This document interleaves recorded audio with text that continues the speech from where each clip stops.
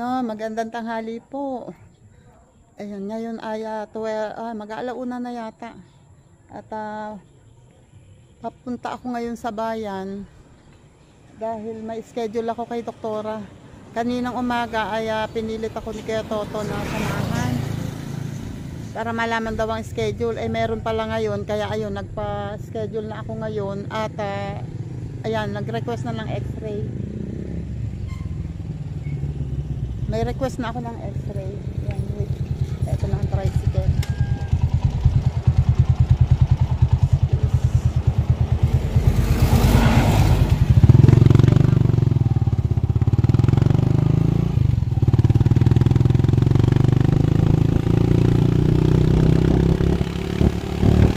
Babalik ako mamaya. Mahirap. Ayun po, nandito na ako sa bayan ngayon.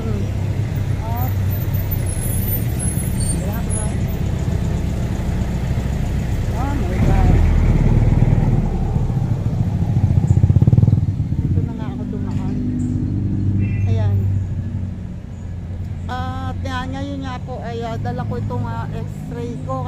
Pinarepeat yung nag-x-ray ako dati noong April. Pinarepeat sa akin ngayon sa ibang ano naman. Parang gusto nila ng second opinion para sure. Sa ospital pina-x-ray. At pinadadala sa akin ngayon. Ayan, isa na kayo maingay.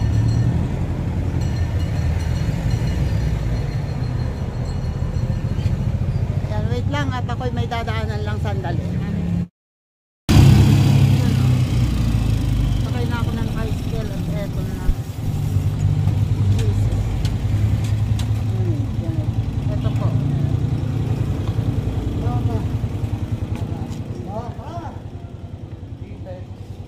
Sarado na yata. Ano ba yan? Salamat po.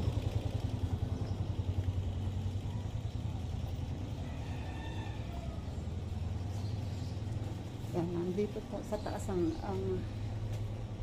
clinic.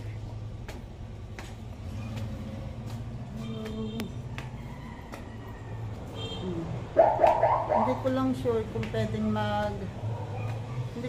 kung pwedeng mag-video dun sa loob. Kaya papatayin ko muna. Nandito ako, ayun lang. Doon ng yung kulay red na building na yun ang water district. Nandito lang ako sa halos katapat. Dito sa kabila, yung kabila na yan ay Alpha Mart. So, wait lang at papasok na ako sa loob. Ayun o, kumatok ako at sinenyasan ako na wait lang daw. May pasyente pa sa loob. Buti na, saktong-sakto yung dating ko kasi wala na dito ng tao sa waiting area. Akala ko nga kanina sarado na kasi itong mga katabi o. Puro sarado na. And ayun nga, sana tulungan niyo ako mag-pray na sana maging okay at sana matagpuan na yung gamot talaga kung ano talaga po sakit ko kasi itong doktor na to ay internal medicine, kaya dito na ako pumunta kasi minsan ang doktor daw ay hiyang-hiyang din.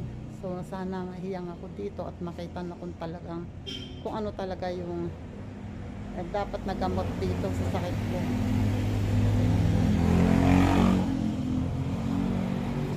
Ayan, babalik na lang po ako mamaya. Ayan o, tapos na ako. Hindi ako nakapag video dun sa loob kasi talagang pag sa ganyan bawal talaga mag video sa loob ng clinic. Kaya pero ang bait ni doktora. Siya pa rin yung doktora na kilala ko noon, ang dalaga pa siya. Taga rito rin kasi siya sa Indang. Nung nakilala ko siya dati ay hindi pa siya specialista. Hello po. Ayun po. Ayan. Hindi pa siya espesyalista dati. Bagong graduate pa lang siya dati noong kilala ko siya. Ngayon na specialista na siya. Si Dr. Lani Tanteco dati at ngayon ay pataksil na. Pero napakabait pa rin niya. Mabait talaga siya. And ayun, pinaliwanag niya sa akin. Sobrang nakita niya dito sa x-ray, pera sa x-ray ay pinakinggan niya yung baga ko at okay daw, clear, wala siyang naririnig na plema. Wala siyang naririnig na plema, wala siyang plema. Okay daw naman ang baga. At ang nakikita lang daw niya na dahilan, wait ha.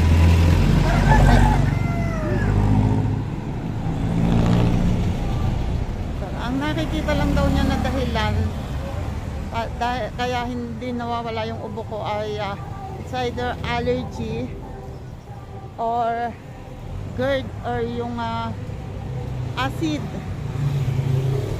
So, parehas din naman noong yung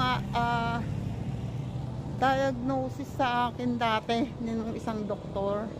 Ganun din. Kaya lang tinry niya ngayon ng ibang gamot. Ibang gamot naman ang try sa akin, and Jesus, nagulat ako, biglang may lumabas na pusa dito. May pusa pala dun sa mga halaman. Ayan. At nirequestan din ako ng sputum test. Although wala naman siya daw nakikitang masyadong symptoms na pwedeng maaaring maging dahilan o nakakita niya, pero para daw sure, inirequest niya ako ng sputum test. Ayun, kaya tapos yung gamot na binigay sa akin, teka, tatawid ako kasi masyadong maliit dito yung kalye, walang shoulder, kaya baka masagasaan ako. Ayun, ang nabili kong gamot ay good for 2 days lang kasi sobrang ilang klaseng gamot yun. 1, 2, 3, 4, basta maraming klaseng gamot para sa acid at sa allergy. So pina-compute ko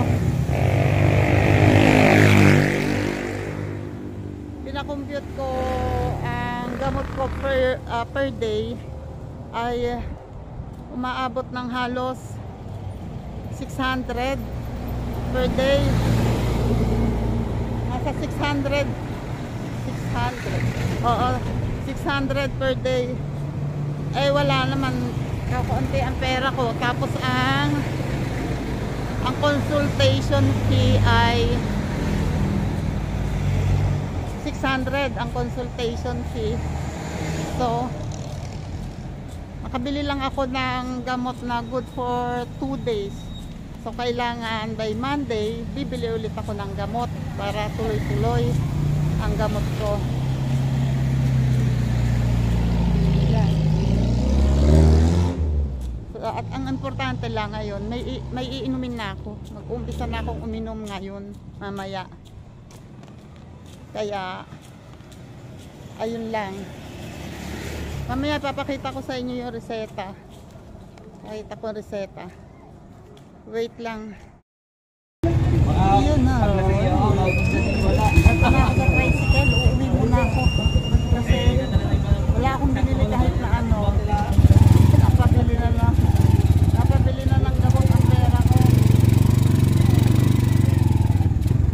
Kailangan ko munang makauwi.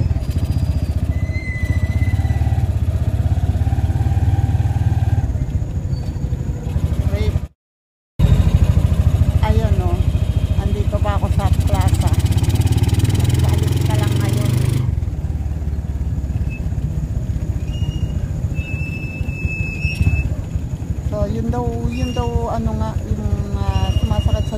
ko ay acid. Parang nagkaroon ako ng GERD. At pwede, sobra daw ang acid ko. Kaya bawal na bawal ako ng kape. Ngayon pa naman, ilang araw na akong nakakapagkape sa umaga. Kanina lang nagkape ako. So bawal na bawal pala yung kape. At tsaa. Bawal din lalo ang soft drinks. Yun, yung tatlong yun ang pinagbawal sa akin. Soft drinks, tsaa, and kape. Ngayon ay umpisahan ko na uminom ng gamot ulit at panibagong antibiotics na naman, pero this time sana maging okay na, at tuloy-tuloy na gumaling ako. Yan, yun daw yung sinasabi kong aorta. Ang sabi ay wala daw yun, ay ibig sabihin lang daw noon, kasi tinanong ko kay doktora ano ba ako yung ibig sabihin nitong findings na to sa unang x-ray ko, kasi halos pareho lang daw naman yung x-ray dati at saka yung ngayon. So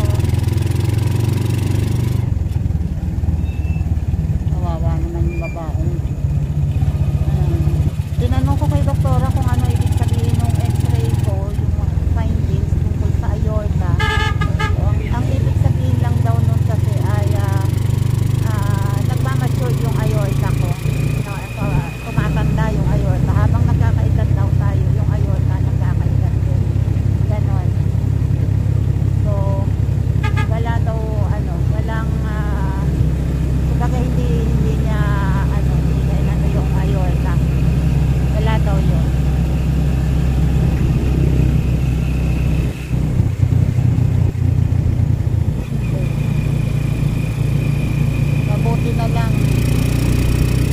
Mabuti na lang hindi umulan.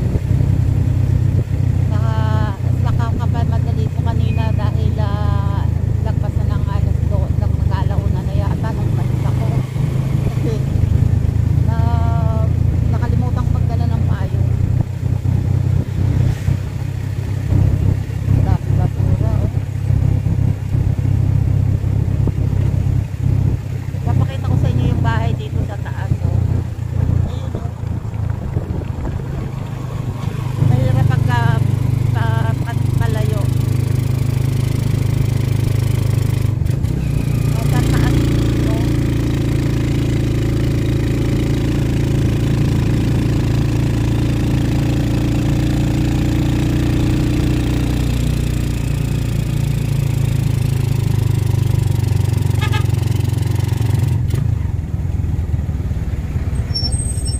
What happened?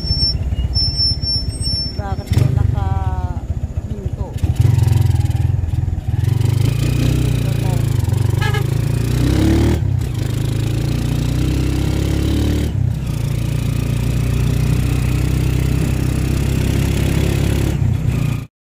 Ayun na, gandang hapon po. Eto na ako sa bahay. Ay, Diyos ko, Lord. Thank you po. Nandito na po ako ngayon sa amin at bibisita naman ang aking iinuming gamot. Ito nahihigo ako Sa findings kanina, ang BP ko naman ay normal. 100/80 ang BP sa akin kanina nung pagdating ko kaninang tanghali doon.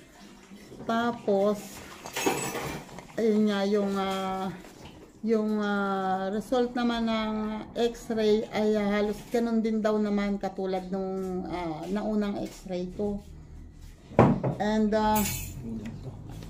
ayun din, ang findings din ni doktora ay it's either allergy ang nagiging dahilan dahil pinakinggan niya yung baga ko, clear daw naman, wala naman problema sa dinig niya at saka sa nakita niya sa x-ray. Kaya sabi niya walang problema ang baga mo. Yung ubo ko daw maaaring nanggagaling dito nga din lang sa lalamunan dahil sa allergy. or pwede din daw ang panggalingan ay acid. Excuse me. Acid. Kaya binago niya, pinakita ko sa kanya yung dating reseta at sinabi ko rin na uminom na rin ako ng Cycast para sa allergy. Kaya ngayon, ito yung mga reseta niya sa akin. Hindi pa rin nawawala ang antibiotic. Hindi pwede daw wala yung antibiotic. So, may antibiotic pa rin ako at dalawang klase na yung antibiotic ko. Iinumin ko for 7 days. Wala pala rin malutong. And wala na yan lang. And ito, ang isa pa ay para sa allergy ay dalawang klase rin. Iinumin ko, ang isa ay for 3 days at ang isa naman ay for 30 days. Pero yung 30 days ay once a day lang at yun ang mga good for 3 days ay 3 times a day. So, yun daw ay nakakaantok. So, ayan. So, ngayong, ngayong mga susunod, itong susunod na ban, malamang sa malamang magiging antukin lalo ako. Magiging antukin ako. Ito namang sa acid. Ito yung madugo, yung sa acid. Itong sa, binalagyan ko kasi ng price, oh. Pinalagyan ko ng price para alam ko kung magkano. Sabi ko, pakicompute kung magkano, pakitingnan kung magkano. So, itong Coamoxiclav is 34 pesos. Tapos, yung isa ay 12 pesos. So, yung iinumin ko yung for 7 days. 3 times a day. And then, eto naman, ang allergy ay yung isa ay 38 pesos. Iinumin ko for 3 days, 3 times a day. And yung isa naman ay 26 pesos at iinumin ko yon for 30 days.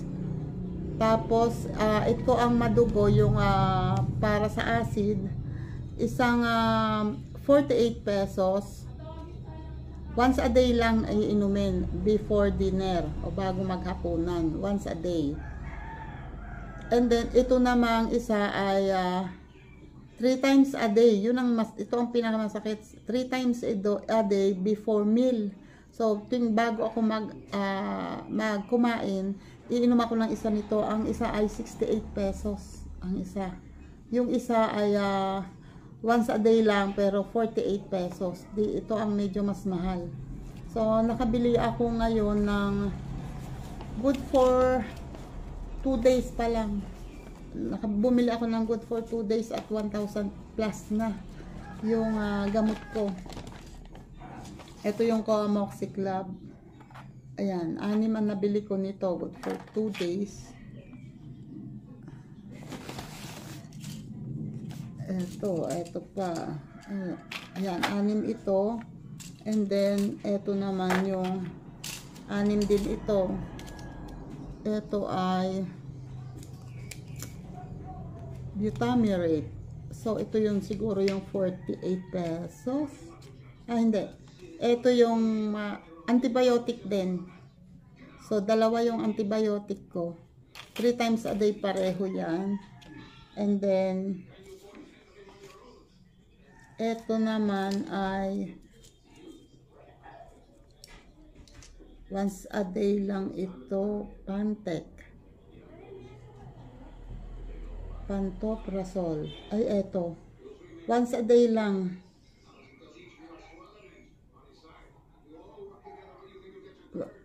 Once a day. Pero 30 days ko itong iinumin. Dalawa lang ang nabili ko. Pang 2 days. Dalawang hapunan lang naiinom ko nito. So, pang 2 days lang ito. And then, ito ay Rebamipide. Ito yung mahal. Ito yung 68 pesos ang isa. So, bumili ako ng 6. 3 times a day ito eh. So, 6. Ito, pang good for 2 days lang. And ito naman ay antihistamine. Ito yung antihistamine, diphenhydramine. Ayan, ito siya. Yung 38 pesos ang isa. 3 times a day for 3 days. So, 3 days ko itong iinumin. So, meron akong pang 2 days. So, bibili pa ako ng pang isang araw. Tapos, ito naman ay, bakit meron ito? Ano ba ito? Lucas. Ay, ito. Ito yun. Ito yung para sa allergy. Itong dalawang to pala ang magkasama. Diphenhydramine at saka itong Montelukast. Ito yung pang-allergy. Ito once before bedtime. Ito. So, ayan lahat. Ito pa lang ang nabili ko, 1,000. Ang binayaran ko doon ay 1,000, kulang-kulang 1,800. Pero meron kasama na doon ang 600 na consultation fee. Ayun po. And sana po ayan, pinagpe-pray ko lang sana dito sa mga gamot na to ay gumaling na ako. Sana gumaling na ako. And sa Monday, may request sa akin ng sputum test. So, sa ano naman yun? Sa health center naman daw po yung gagawin. Kaya, yan, pag-pray nyo, panalangin nyo, tulungan nyo ako ipag-pray na sana maging maayos naman ang resulta. Maging okay ang resulta at sana maging maganda ang resulta nitong inumin kong gamot na to. Ayan, at thank you ulit sa inyo kasi sinabi ko naman lahat sa kanya kung ano yung nararamdaman ko. Tinanong niya lahat sa akin kung meron bang ganito, meron ganun. Ayan, siya ang ako'y naniniwala na sana ito na nga talaga at ito na talaga yung gamot na para sa akin. Okay, dito na lang, hanggang dito na lang po. Salamat ulit.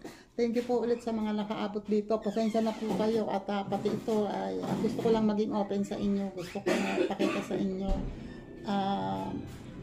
na talagang nagpapagamot ako. Hindi po ako nagdadahilan lang, hindi ako naggagawa ng kwento.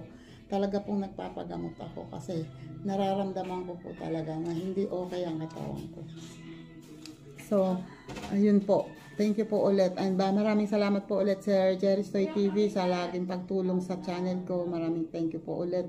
And Sir California 3, maraming salamat po sa tulong nyo. At shout out ulit dyan sa iba pa na tumutulong sa akin. Maraming salamat sa inyo. So, hindi na ako magpapangalan na basta alam nyo na kung sino-sino kayo at kung sino-sino yung mga nakasuporta sa akin. Maraming salamat sa inyo lahat. And sa ngayon, ang hinihingi ko na lang sa inyo ay prayers para po maging maayos na lahat at maging tama na yung gamot na ibinigay sa akin. Okay, salamat po ulit ng marami at God bless po. Ingat po tayong lahat. Mahirap pong magkasakit.